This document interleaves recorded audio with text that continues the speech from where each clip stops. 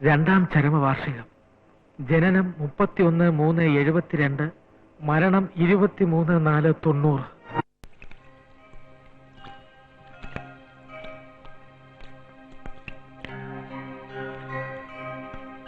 ഓഫീസിൽ നിന്ന് വിളിച്ചിരുന്നു. ഈ ഫോട്ടോയില്ലേ പെട്ടെന്ന് വേണ്ടത്?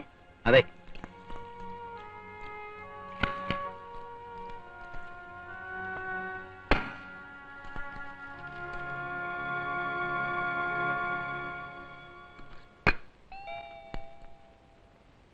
ആരാ നോക്ക്.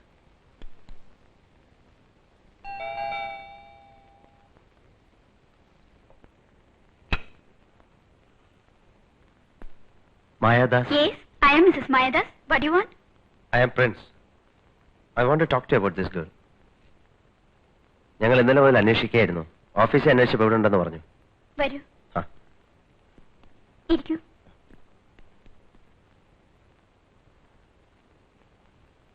ഹലോ. ഹലോ. ദേ, മഞ്ജുവിനെ കുറിച്ചാണ് ഇവർക്ക് അറിയേണ്ടത്. I am Prince. I am Das. Hello. മഞ്ജുവിനെ പറ്റി നിങ്ങൾക്ക് എന്താ അറിയേണ്ടത്? മഞ്ജു അല്ല, അഞ്ജു. ചിലപ്പോ മഞ്ജു തന്നെ ആയിരിക്കും. പേര് മാറ്റി പറഞ്ഞതാവാ കുട്ടി. എഡിറ്ററാണ് പറഞ്ഞ ആ കുട്ടിയെ കുറിച്ച് നിങ്ങൾക്ക് എല്ലാം അറിയാന്ന്. ഇരിക്കൂ.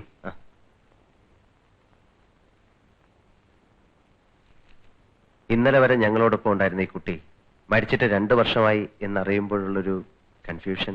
ഇന്നലെ വരെ ഈ കുട്ടി നിങ്ങളോടൊപ്പം ഉണ്ടായിരുന്നെന്നോ? നോ, അത് ഈ കുട്ടി ആയിരിക്കില്ല. ഷുവർ. കഴിഞ്ഞ 6-7 ദിവസങ്ങളായി ഈ കുട്ടി ഞങ്ങളോടൊപ്പം എന്റെ വീട്ടിലുണ്ടായിരുന്നു. ജീവിച്ചിരിക്കുന്നവരുടെ ചരമക്കുറിപ്പ് ആരെങ്കിലും കൊടുക്കൂ? നിങ്ങൾക്ക് ആള് തെറ്റിയതാ. അല്ല അല്ല, ഈ ചിലപ്പോ മഞ്ജുവിന്റെ സഹോദരിയായിരിക്കും. അഞ്ജു നമ്പ്യാർ, മരിച്ചുപോയ മഞ്ജുവിന്റെ ഇരട്ട സഹോദരി, കേണൽ ദേവൻ നമ്പ്യാരുടെ മകൾ. പക്ഷേ ആ കുട്ടി ഞങ്ങളോട് ഇങ്ങനൊന്നും അല്ലല്ലോ പറഞ്ഞിരിക്കുന്നത്. മഞ്ജുവിന്റെ ഫാമിലി സ്റ്റോറിയാണ്. ഞാൻ തന്നെ എഴുതിയതാ. 2 വർഷങ്ങൾക്ക് മുമ്പ് ഊട്ടിയിലേറെ സെൻസേഷൻ ഉണ്ടാക്കിയ ഒരു ദുരന്തമായിരുന്നു അത്. ഇത് അഞ്ജു, ഇത് മഞ്ജു, ഇത് കേണൽ ദേവൻ നമ്പ്യാർ. അവരുടെ ആൽബത്തിൽ നിന്ന് എനിക്ക് കിട്ടിയ ഫോട്ടോസാണ്. കുട്ടികൾക്ക് 2-3 വയസ്സുള്ളപ്പോ ബാംഗ്ലൂരിൽ വെച്ച് ആ അച്ഛനോടും വിധി ക്രൂരത കാട്ടി. ബാരക്കിനകത്തും പുറത്തും ദേവൻ നമ്പ്യാർക്ക് ശത്രുക്കൾ ഉണ്ടായിരുന്നു. രഹസ്യമായി സ്റ്റോറിൽ നിന്നും ആയുധങ്ങൾ പുറത്തു കടത്തിയിരുന്ന ഒരു സംഘത്തെ പിടികൂടിയതായിരുന്നു എല്ലാത്തിന്റെയും തുടക്കം. പുറത്തുള്ളവർ നമ്പ്യാരെ ഭീഷണിപ്പെടുത്തിയെങ്കിലും ഒന്നിനും വഴങ്ങാത്ത നമ്പ്യാർ അവരെക്കുറിച്ച് റിപ്പോർട്ട് ചെയ്തു. പട്ടാള കോടതി അവർക്ക് ശിക്ഷയും വിധിച്ചു. പക്ഷെ തിരിച്ചടിക്കാനായി പുറത്തുള്ളവർ കാത്തിരിക്കുകയായിരുന്നു. നമ്പ്യാർ റിട്ടയർ ചെയ്തു. കേണലിന്റെ അധികാരങ്ങളൊന്നും തന്നെ ഇല്ലാതെ ബാരക്കിന് പുറത്ത് തന്റെ മക്കളുമായി കഴിഞ്ഞിരുന്ന നമ്പ്യാരെ തേടി അവർ വന്നു.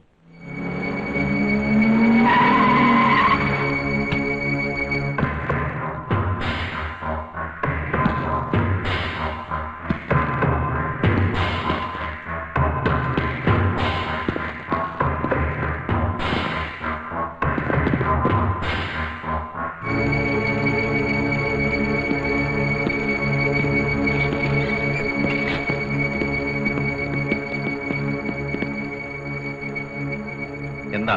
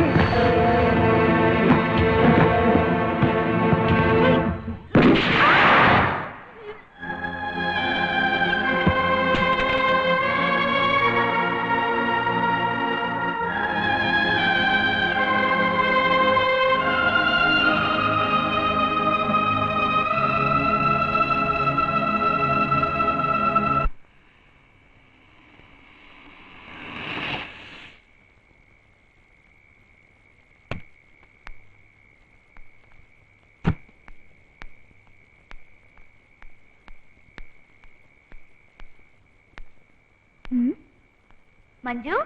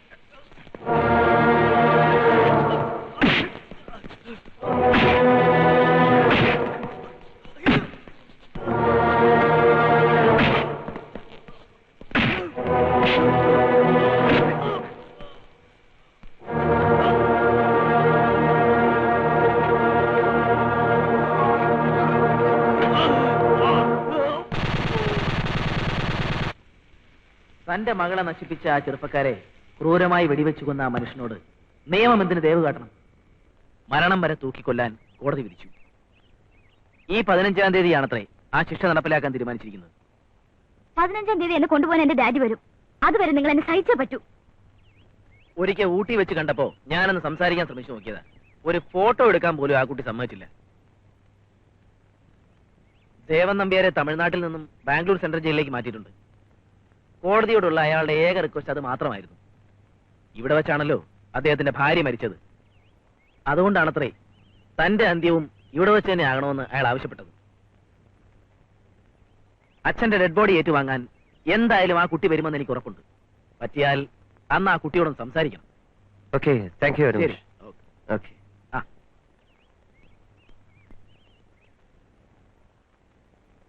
കഴിഞ്ഞ ദിവസം മോൾ എന്നെ കാണാൻ വന്നപ്പോ ഇവിടെ വെച്ച് ചിരിച്ചുകൊണ്ട് ആദ്യം പറഞ്ഞത് അവൾ ഒരു നല്ല മനുഷ്യനെ കണ്ടുമുട്ടിയെന്ന്.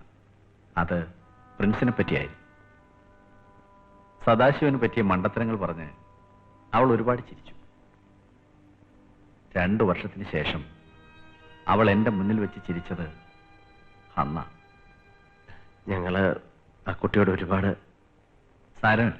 ശരിക്കും എന്റെ മോള് കരയേണ്ട ദിവസങ്ങളാണ് ഇതൊക്കെ. ലോകത്തിന്റെ മുന്നിൽ ഞാനും എന്റെ മോളും ഏതോ കാഴ്ച വസ്തുക്കളെ പോലെ നിൽക്കാൻ തുടങ്ങിയിട്ട് 2 വർഷത്തോളമായി.